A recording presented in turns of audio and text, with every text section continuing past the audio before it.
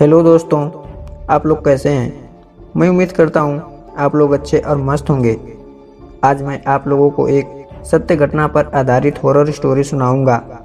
अगर आप लोग स्टोरी को पूरा सुनते हैं तो मुझे उम्मीद है आप लोगों के रोंगटे खड़े हो जाएंगे। और अगर आप अपने दोस्त के साथ हैं तो आप एकांत में चले जाइए। और अगर आप अपने रूम में हैं तो अपने रूम की लाइट ऑफ कर लीजिए और अपने कान में एयरफोन्स लगा लीजिए।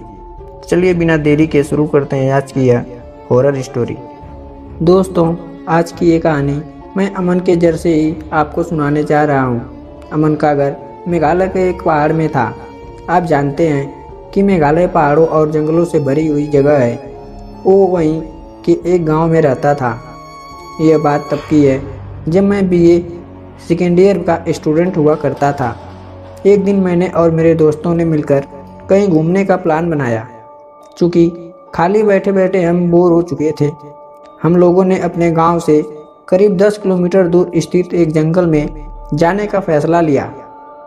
चूँकि हम सब एडवेंचर के बहुत शौकीन थे, हम घर से एक साथ निकलते थे और घर पर बता देते कि हम कहीं घूमने जा रहे हैं, रात तक आ जाएंगे। मेरे साथ मेरे 3 दोस्त लिकेश, राकेश और विकास थे। हम करीब 4 बजे जंगल पहुंच जाते हैं। दिन के उजाले में भी पेड़ों की वजह से बहुत घना अंधेरा था। उस समय हम उस जंगल में चलते चलते आगे बढ़ गए और हमें अंदर एक पुराना मंदिर दिखाई देता है। उस मंदिर के पास रुक जाते हैं। मंदिर में एक बहुत पुरानी मूर्ति थी। हम अंदर गए, हमने वहाँ प्रदर्शन किया, लेकिन वहाँ पर कोई इंसान नहीं था।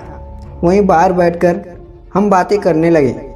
बात करते करते हमें यह पता नहीं चला कि कब शाम के लगभग 7:30 बज चुके थे। जंगल में अंधेरा अपनी चरम सीमा ले रहा था। लिकेश ने अपना फ़ोन निकाला और उसकी टॉर्च जलाई। हम जैसे ही मंदिर से बाहर निकले, अचानक जोर से बहुत तेज हवा चलने लगी। हवा ऐसी चल रही थी कि जैसे आंधी चल रही हो। थोड़ी देर बाद पानी भी बरसने लगा। हमने वहीं मंदिर में थोड़ी देर रुकने का फैसला किया। हमने सोचा आज तो घर पर जमकर डांट पड़ने वाली है। उस सुनसान जंगल में कोई भी नज़र नहीं आ रहा था, केवल जानवरों और सियारों के चिल्लाने की आवाज़ें आ रही थी। लगभग 1 घंटे बाद बरसात थोड़ी कम होती है और हम वहाँ से निकलने का फैसला करते हैं। रात के करीब 8:30 बज चुके थे।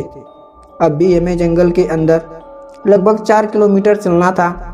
थोड़ी देर बाद चलने में हमें किसी औरत के ज़ोर ज़ोर से चीखने की आवाज़ सुनाई देती है। हम बुरी तरीके से घबरा जाते हैं, लेकिन चलते ही रहते हैं और चलते चलते हमें पता ही नहीं चला कि हम कब विकास पीछे छूट गया। जब हम पलटकर देखते हैं तो वहाँ पर विकास हमारे साथ नहीं रहता है।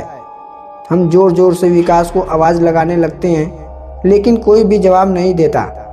अब हम करते भी तो क्या करते।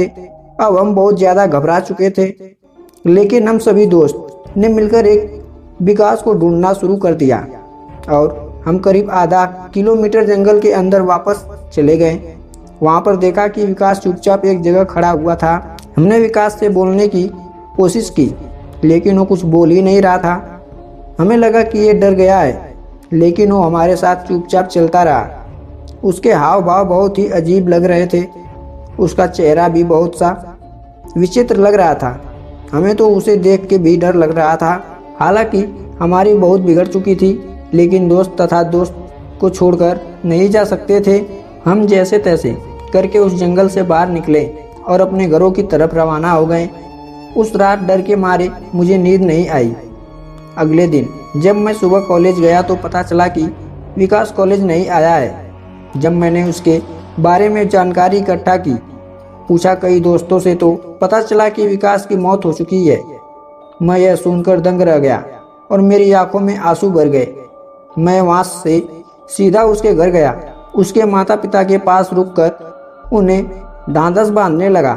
जब मैंने उनसे विकास की मौत का कारण पूछा तो उन्होंने बताया कि रात को जब वो घर आया था तो उसे बहुत तेज बुखार था और उसका शरीर लोहे की तरह चल रहा था। और जब हम लोग उसे अस्पताल ले जा रहे थे तो रास्ते में ही उसकी मौत हो जाती है।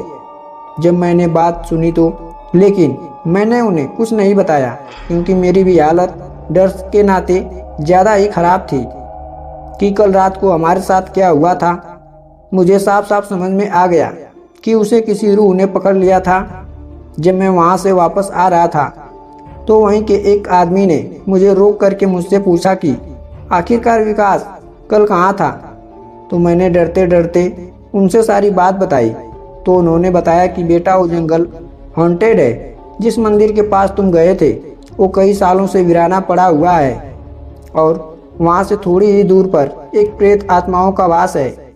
इसलिए वहाँ पर कोई नहीं जाता और वहाँ सिर्फ आत्माओं का ही राज चलता है, खासकर शाम के वक्त। ये सब बातें सुनकर मैं अपने आप को दोषी मानने लगा और वहाँ से सर नीचे करके आंखों में आंसू लेते हुए मैं घर की ओर लौट पड़ा। तो दोस्तों, यह थी मेरी आप बीती। यह आप बीती आप लोगों को पसंद आई हो और आपके जीवन में ऐसी कुछ घटनाएं हो तो आप लोग संभल के रहिए और सुरक्षित रहिए। और यह कहानी मैं यहीं पे समाप्त करता हूँ और मिलता हूँ एक ऐसी कहानी के साथ नेक्स्ट वीडियो में। और अगर यह कहानी आपको पसंद आई हो तो वीडियो को लाइक, चैनल को सब्सक्राइब जरूर करें। तो चलिए मिलते हैं नेक्स्ट वीडियो में।